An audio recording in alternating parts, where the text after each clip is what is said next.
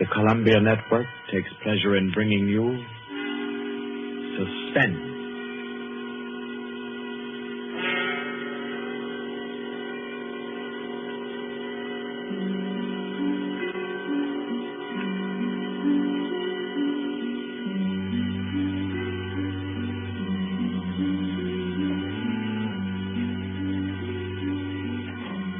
Suspense.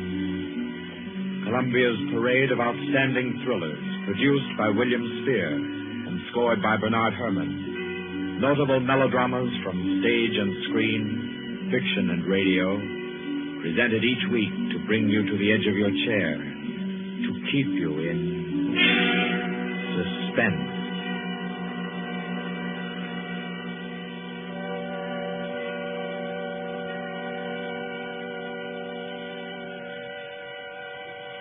Tonight's story, by the noted American author T.S. Stribling, deals with the crime of murder on an exotic and atmospheric island, with ragged beggars who slept in a Hindu temple and awoke with gold in their pockets and a dead girl lying near them, and with a strange and mystical entrance into the life of hereafter, which was the experience of an American psychologist. For your suspenseful listening, we invite you to join us for A Passage to Benares.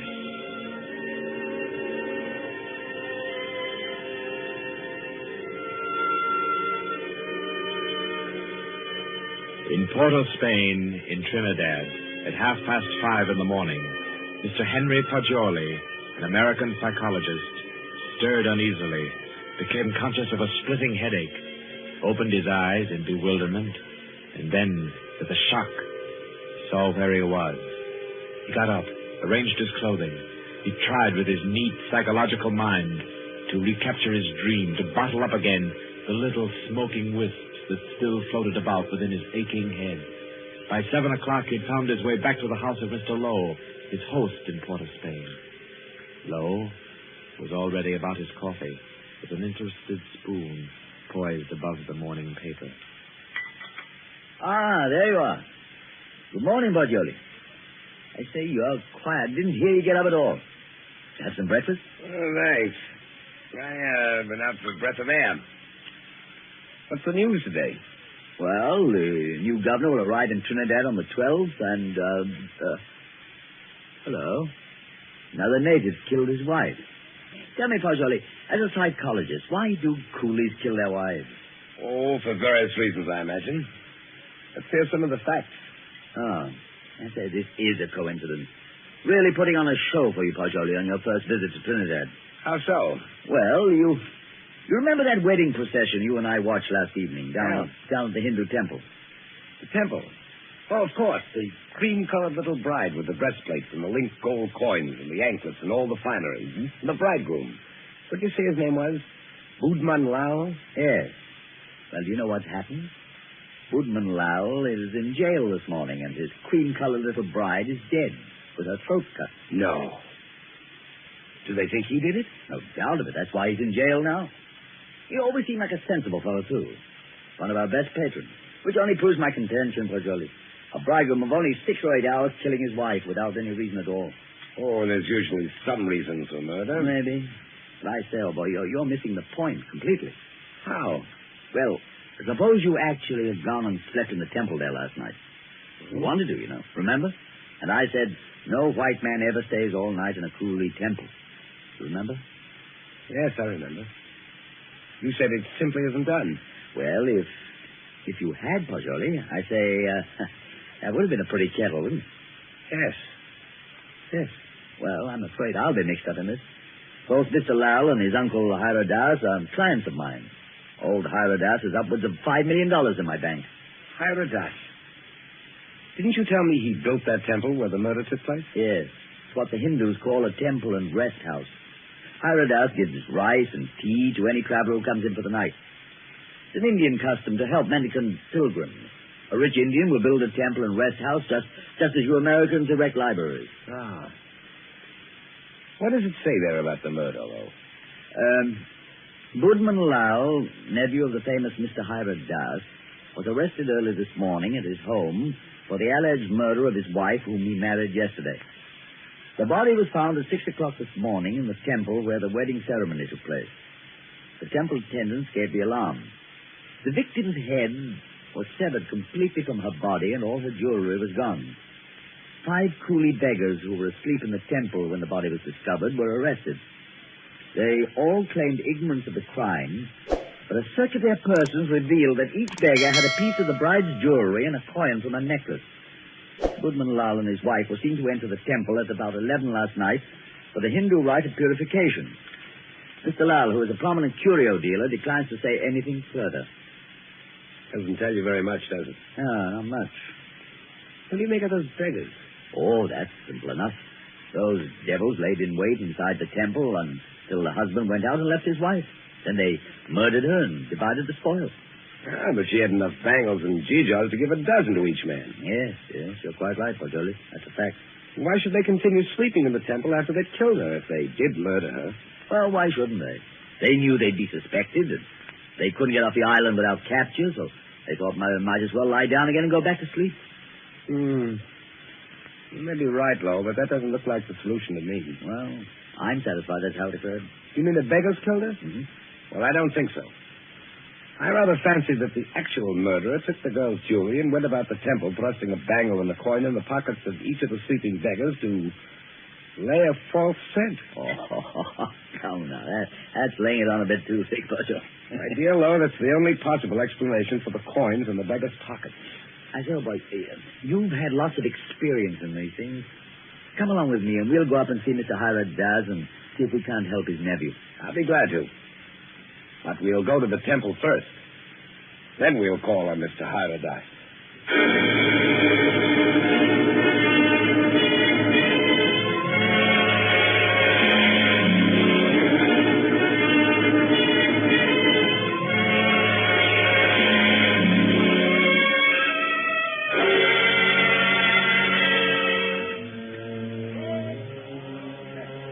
Well, here we are. In spite of the police guard at the door, the temple doesn't look sinister in the daylight. No, it just looks dirty.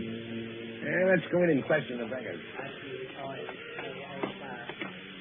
Excuse me, did any of you fellows hear noises in this temple last night? Oh, much sleep, Side. No noise.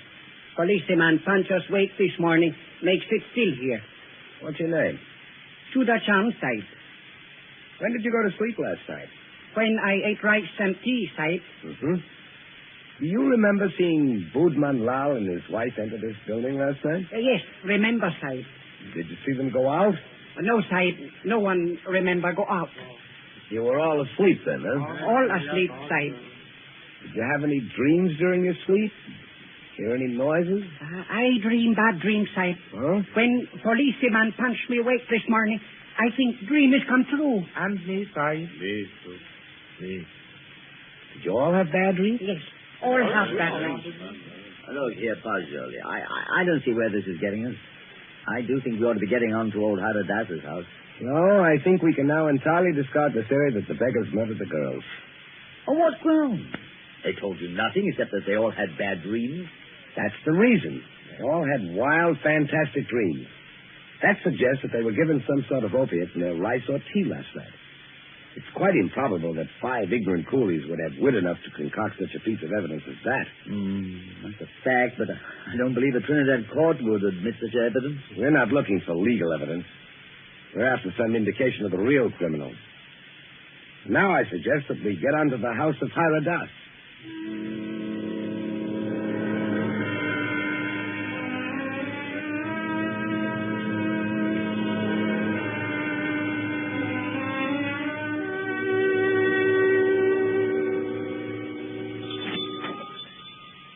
Please come in, gentlemen. I've been expecting you.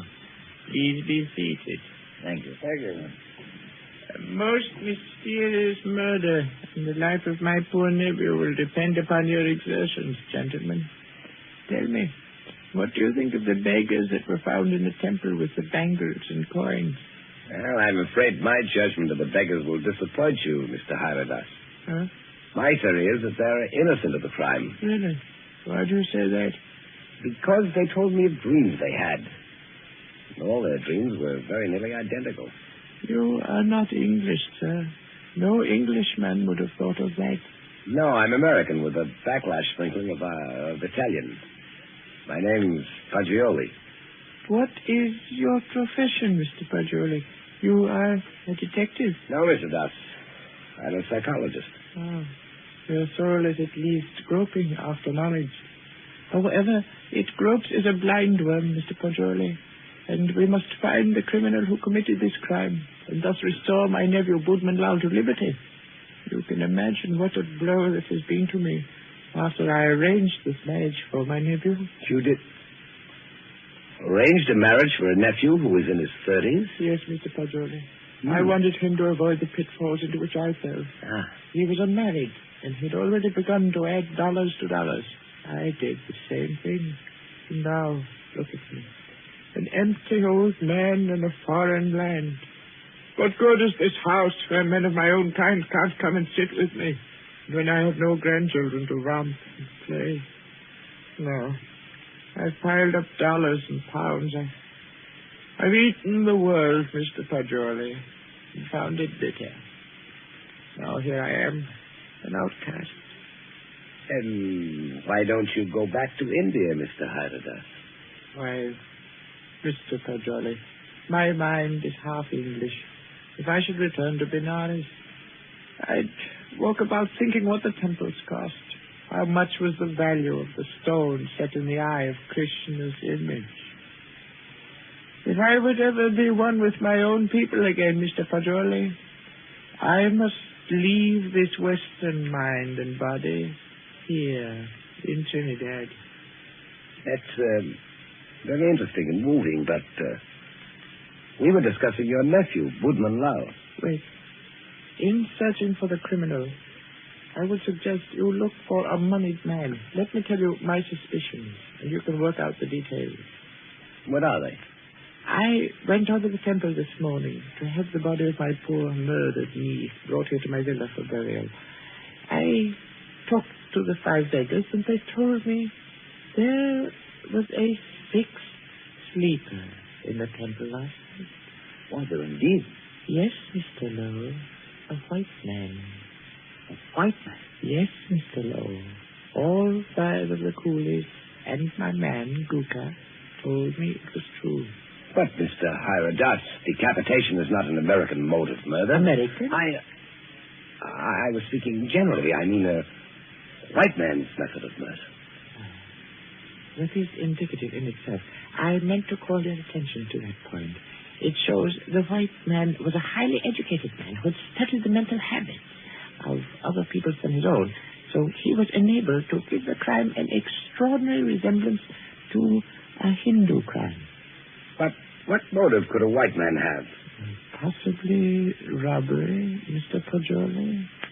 Or if he were a very intellectual man, he might have murdered the poor child by way of experiment.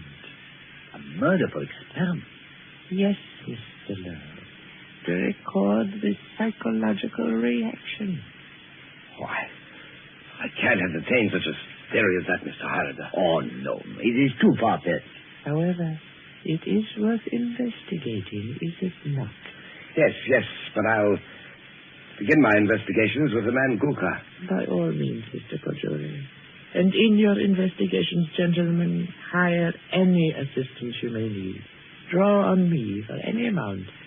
I want my nephew exonerated, and above all things, I want the real criminal apprehended and brought to the gallows.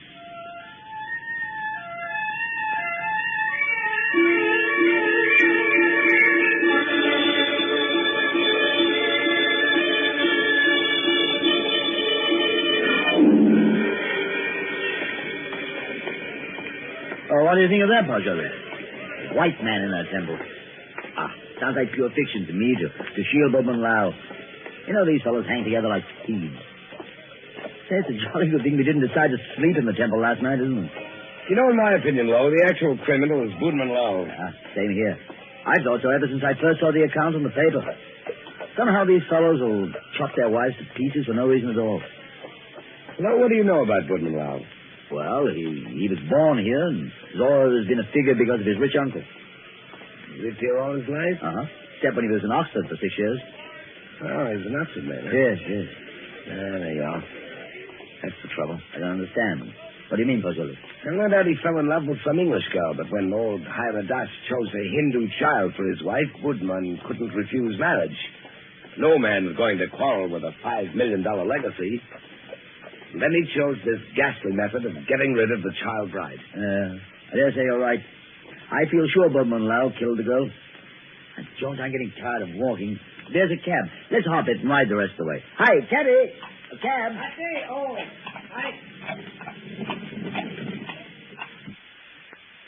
Well, aren't you coming?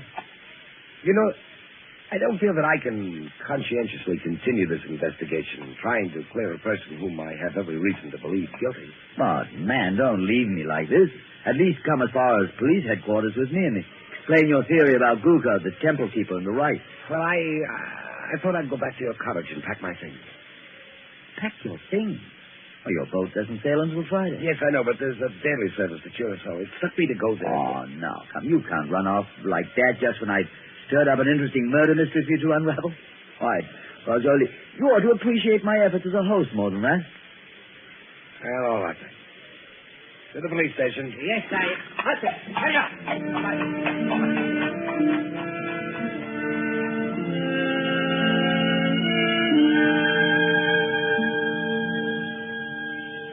Chief Vickers, this is my friend, Mr. Pajoli. Mr. Pajoli, Mr. Vickers is chief of Trinidad's police force. How do you do? How do you do?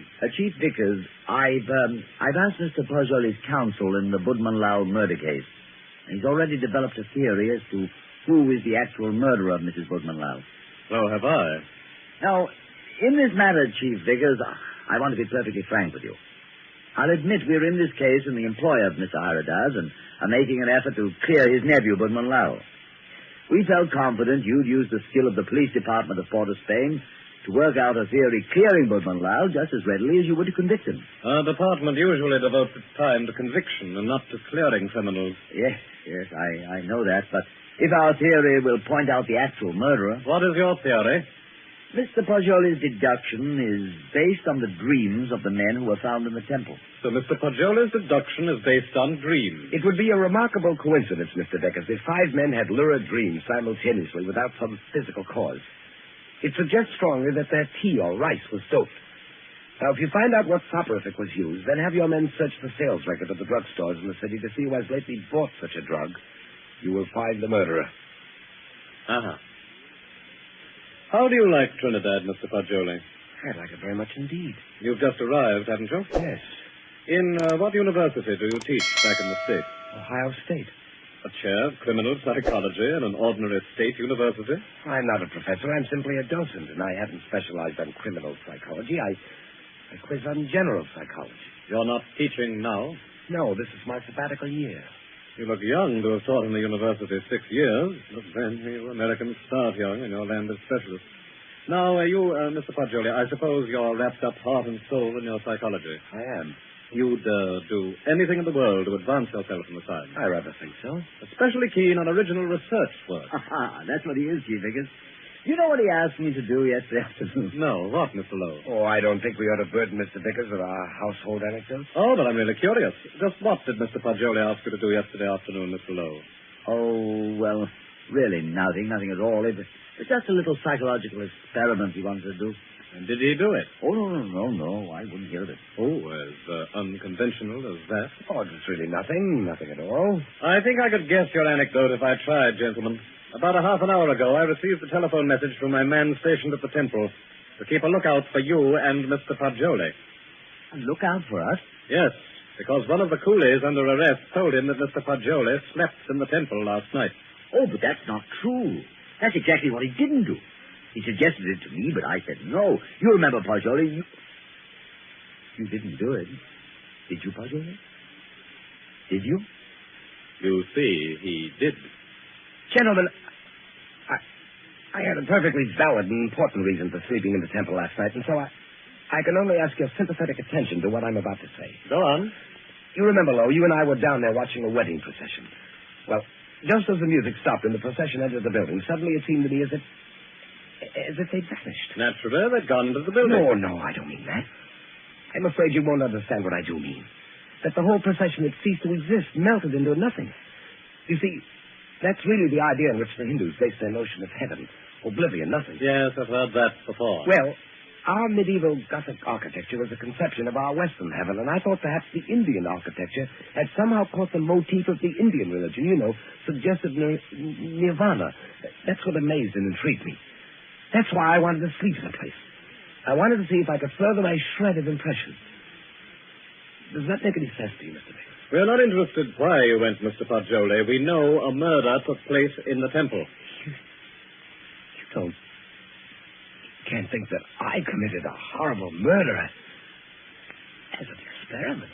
You intellectual chaps do some pretty weird things, Mr. Poggioli. Why, only the other day I was reading about two young intellectuals.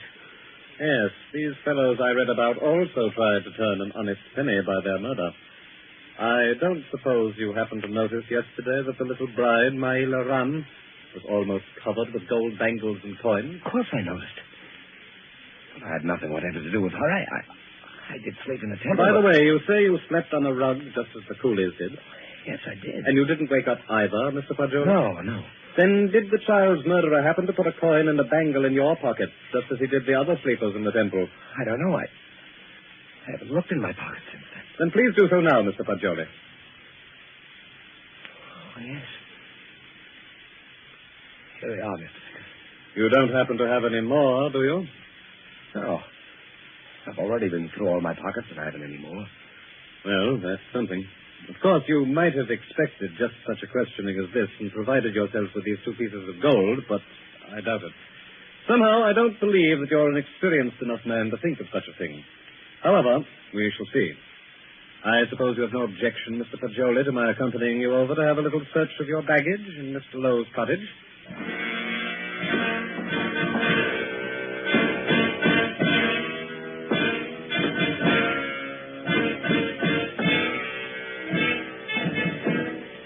Now then, Mr. Poggioli, be so kind as to open your trunk.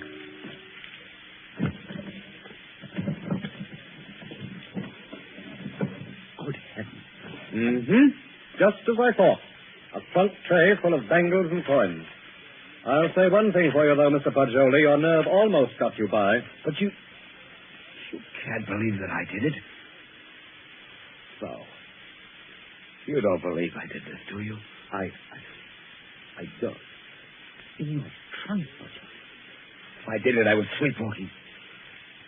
God, to think that it's possible, but right here in my own... Well, we might as well start back, I suppose. This is all. I'll go back with you, Poggioli. I'll see you through. Somehow I can't. I won't believe you did it.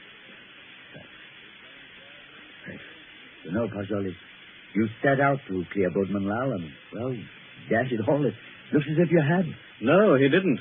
Budman Lal was out of jail at least an hour before you fellows came into police headquarters to see me. How? You mean that you turned him loose? Yes. How's that, Chief Vickers? Because, Mr. Lowe, he didn't go to the temple at all with his wife last night. He went down to Queen's Park Hotel and played billiards till 1 o'clock. He called up a few friends and proved that easily enough. Well, that leaves nobody but... Yes, Poggioli. I don't know anything about it. If I did commit the murder, I was asleep. I don't know anything about it. That's all I can say. I don't know anything about it. Perhaps arrest in jail will help restore your memory. Well, we'll see. Come now, Poggioli, old man. Don't be too downhearted. I promise you, I'll do everything I can.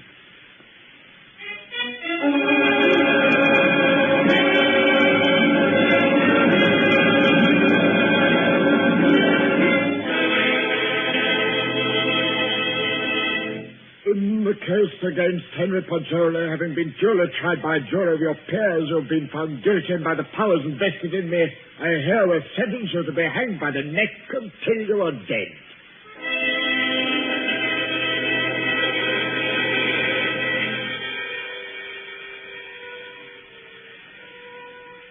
To recall a lost dream is the most tantalizing task ever a human brain was driven to. But if I lie still long enough on this book, perhaps I can recapture the dream I had in the temple last night. Yes. Yes. It seems to me that the image on the altar moved.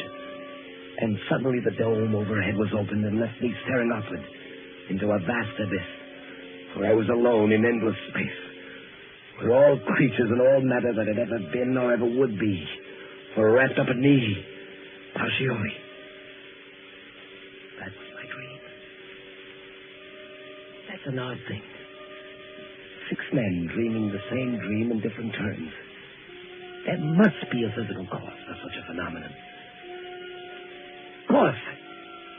I've got it. Vickers. Oh, I have it. I've solved it. Get me out of here. I know who killed the girl.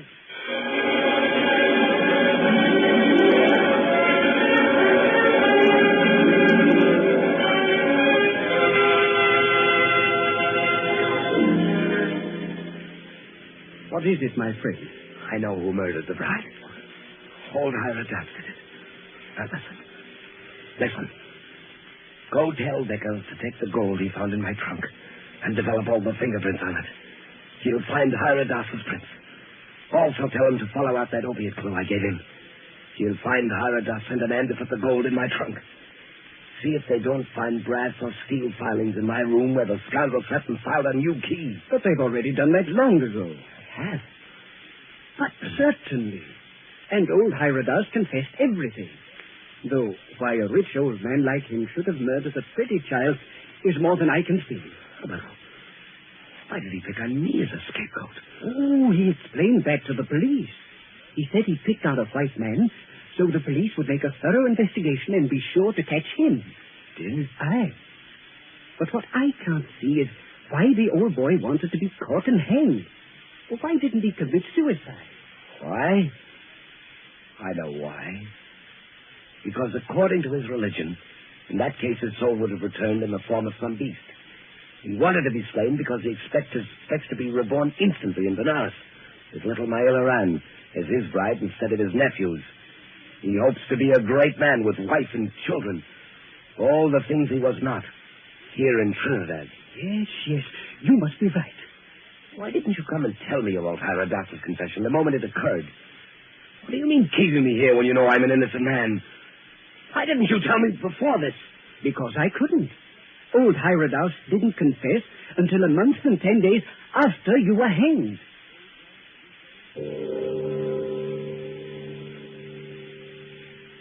So ends A Passage to Benares, T.S. Scribling's tale of mysterious death and death mysterious. This was tonight's story of Suspense. Suspense is produced by William Spear. John Dietz was our guest director this evening. Tonight's radio drama was written by Carol Case and scored by Bernard Herrmann. Paul Stewart was Poggioli, Barry Kroger was Mr. Hiradas, and Horace Brem played Mr. Lowe. Others in the cast were Alan Hewitt and Guy Rex. Next week at this time, Columbia will bring you another selected story from the world's great literature of thrills, another study in suspense. This is Barry Kroger, and this is the Columbia Broadcasting System.